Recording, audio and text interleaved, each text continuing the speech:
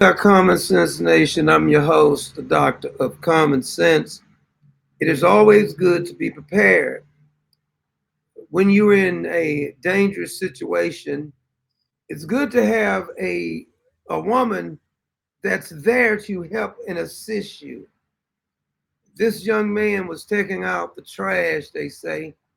They own a business. Some fella comes up pretending to be a police officer. After he gets him down, pretending to be a police officer, his wife was inside the shop. She saw what was going on. She came out with the pistol and started firing at him. Man jumps up and tries to run. She hands the gun to her husband. He starts capping the fella, hits him one time, knocks his shoes off. He drops his gun, crawls to the car. It was a beautiful sight. I was touched emotionally about this particular sight.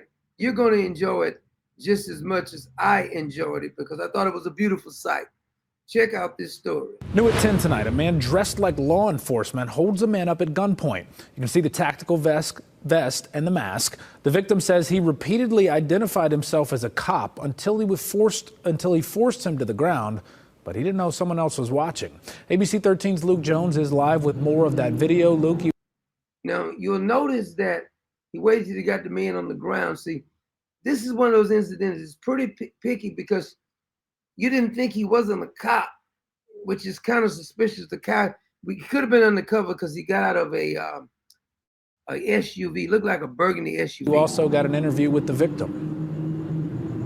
Yeah, the victim actually ended up shooting at the suspect. We know at least one of those shots landed. Police say the suspect later turned up at the hospital. But get this, they haven't yet filed any charges against him. Did you get that? This is what's wrong with our justice system. The fellow who got shot, he was pretending to be a police officer, shows up at the damn hospital. They don't charge him, they just let him go. Normally, if somebody shows up with a gunshot, you investigate the reason they have a gunshot. The victim's convinced he had accomplices. Police telling us this is all still under investigation. Javier Reyes and his wife in an armed confrontation with a suspected police impersonator. His wife said, "Go." She's trying to put him back. Now let him go and go cap him. She gave him the gun. June 15th, outside the liquor store they own at Gessner and Harwin. He say, It's Gessner and Harwin. It can be a kind of rough neighborhood though. I'm familiar with that particular part of town. I'm the police. Pull up to him. Get on the floor. I'm the police. I'm the police. Reyes had just gone to take out the trash when a red car pulls up. Then a masked man runs up with a flashlight and gun, wearing a vest with the word Marshal on it. They told me, I'm a cop. I'm the police. Get on the floor. And I say, I don't do anything. You only see that one Reyes said, I don't do anything.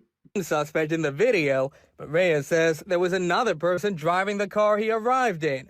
Reyes says the man forces him to the ground and soon reveals his true intentions. And when he gave me in the floor, he told me, it's a robbery, it's a robbery. I'm not the police. Watching this all from inside.